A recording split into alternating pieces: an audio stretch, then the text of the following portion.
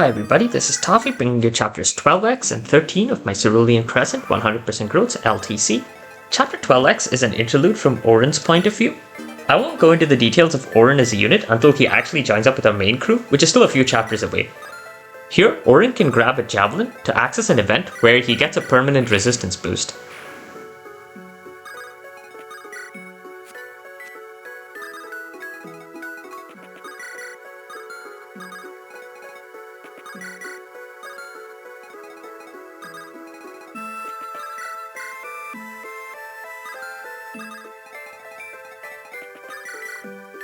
Kicking down this door will get him an elixir.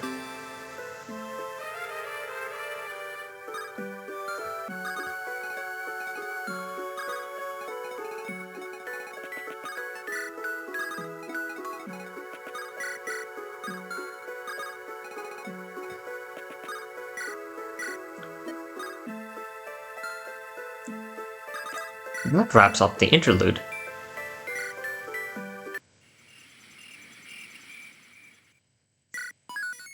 Chapter 13 is an escape map where we need to first hit 3 switches, but rather interestingly, it's a mirror match of sorts.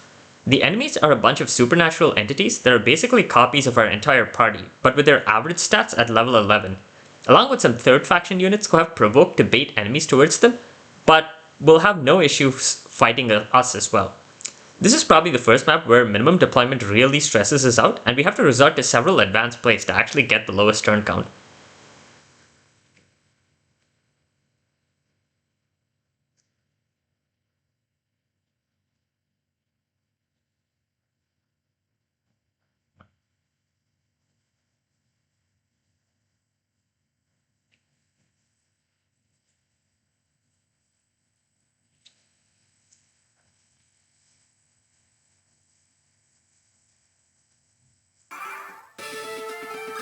A seal effectively does several things all at once on this map. She only has 3 con, meaning she can be carried by Lindros. Thyme is brought along as a lightweight unit who can still carry a seal, plus she brings her leadership star. As you know, Lindros is a highly mobile unit, and by carrying a seal, he'll be able to account for bringing 2 units to the escape point. We also make sure to have as many relevant people as we can cast Gambler's Folly statuses on themselves that will help them.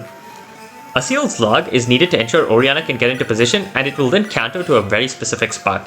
Murky is here as a lightweight mount. What she does here can be replicated by Marlowe, but I decided to deploy her for the sake of variety. The job requires a mount who can be carried by Oriana. Turn 1, she needs to pick up Thyme. Nerissa started with Plucker's Gift for our next advanced play. We placed the enemy spirit, our log, and Murky in that exact formation, so Nerissa will rescue boost Gecko to the spot we want to place her at, despite having only 5 staff range. She takes Climb as she does this and hands Plucker's Gift off to Murky. This is so Oriana can then take it, rescue Murky, and canter into the Ellerie formation for turn 1. It is possible to do this clear without requiring a rescue boost, but doing things this way is the most action efficient and lets us bring Arsteel over to grab some EXP. Arsteel can afford to do this as a lightweight unit who can still carry Thyme, who Nerissa will hand off to him before rescuing Ellerie forward. Riker and Dune will Gale Force off of those 2 phantoms over there.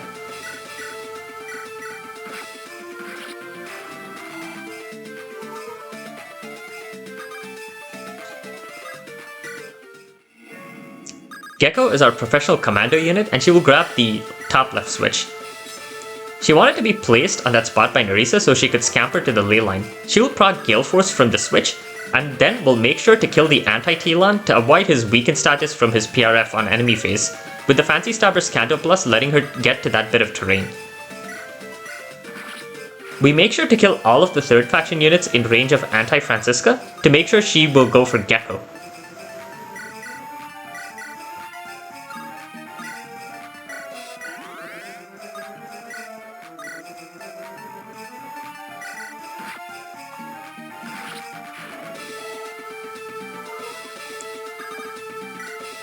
Riker will pick up Nerissa, and Dune will pick up Arsteel after transferring Thyme over to Ellerie.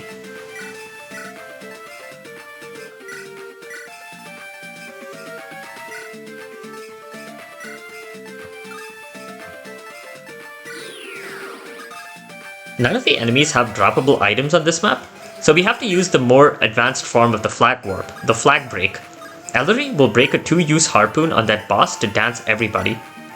Notice how everybody in the formation is carrying somebody else. This is the most extreme form of Ellerie's dance, effectively moving 12 units forward at once.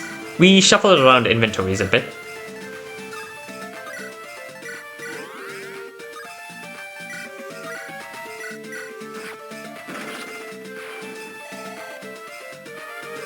I will call this technique the Ellerie full pack.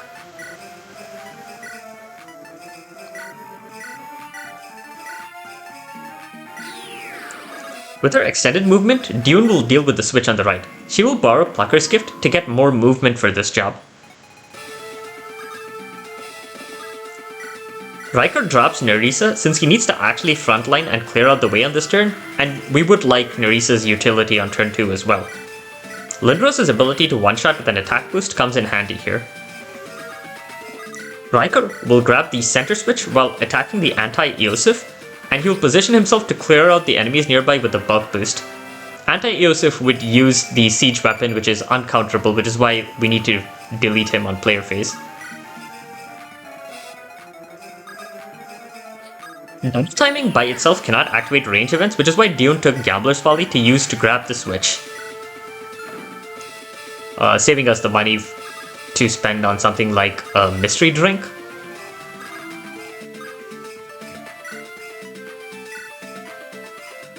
And this also lets Dune keep her attack boost for enemy phase.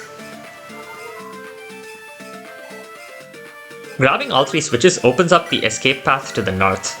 Oriana will cover the anti-Chixin with her flame sword, and drops Murky since her services as a mount will be needed next turn as well. The anti-log's uncounterable attack comes in handy since it ensures it can be used as Ellerie's target for next turn, no matter what Riker's stats are.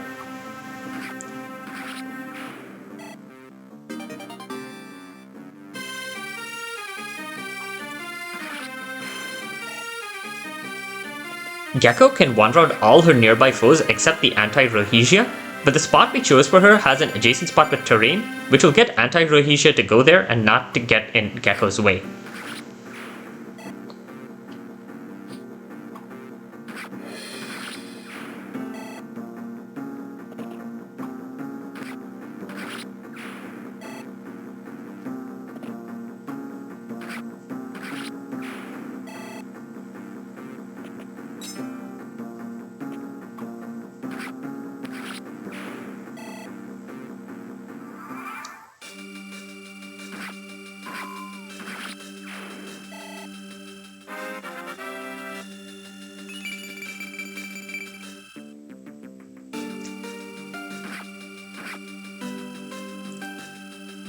Thankfully, Phantoms do not need to escape as well.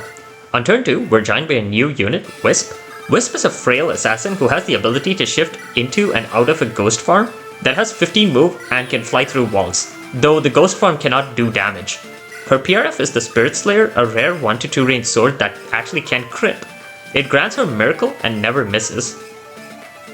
Wisp is a highly mobile unit, and we will use her for some very specific jobs that leverage her high mobility.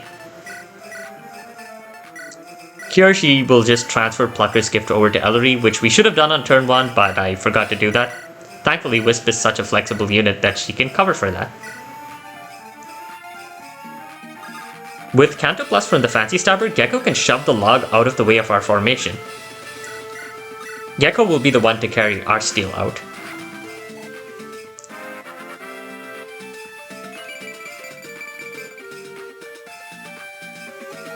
Riker will pick up Nerissa, whose chip damage lets Dune grab a Seahawk flag kill. Since Nerissa actually joins at level 11, the anti-Nerissa has the exact same stats as our Nerissa.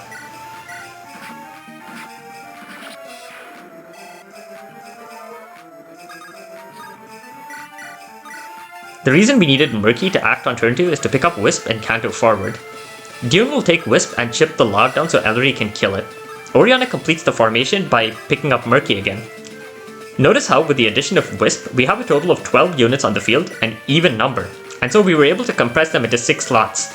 I wonder what would happen if we were pushed to our limits on an escape map where we had to handle an odd number of units.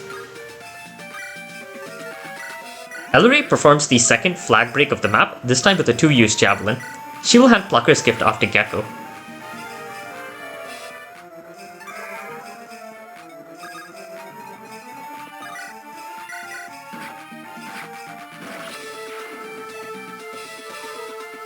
Gecko can kill the anti-Crinia to proc Gale Force and get out that way.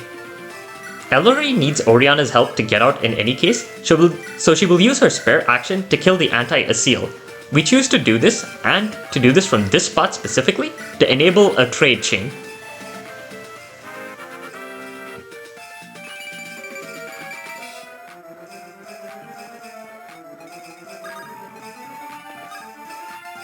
Oriana will move the Gambler's Folly and Seahawk flag over when refreshing Ellerie.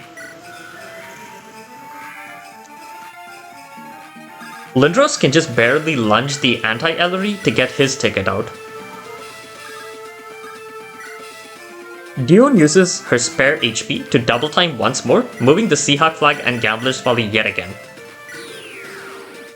This places them where we want for Riker to give himself an attack boost and Gale Force off of the anti-mints. He hits S Lances here, though he won't ever use the Bougier. And this hack does not have an S rank hit crit bonus like vanilla GBA does. Everybody gets out to complete chapter 13 in 2 turns.